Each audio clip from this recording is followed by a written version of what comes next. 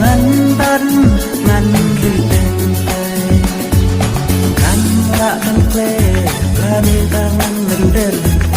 ngăn rì cần đông hát bộ độ nước kim lông để tăng hấp đi là lại tập sông mong rìm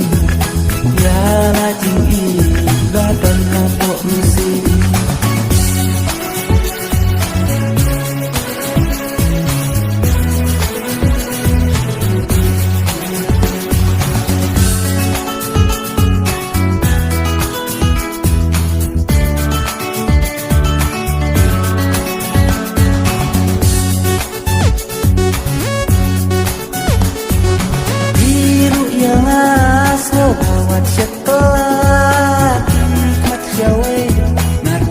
Pitaba,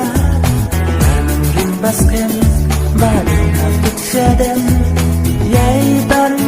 do yay merasken. Anong rimbasken, baling hapit siya din, yay ban,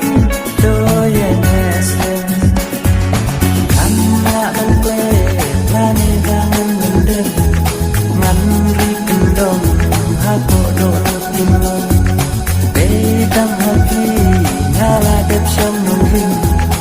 ya la tình ý và cần học bộ music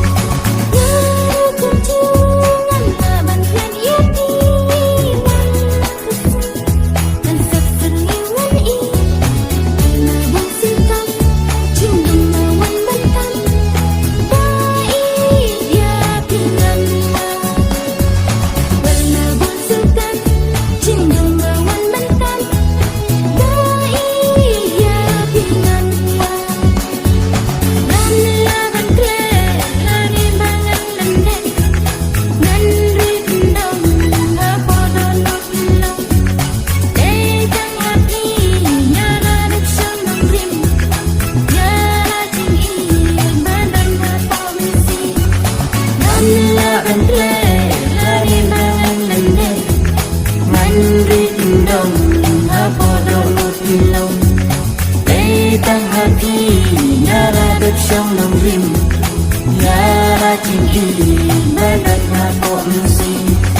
ya la tình ý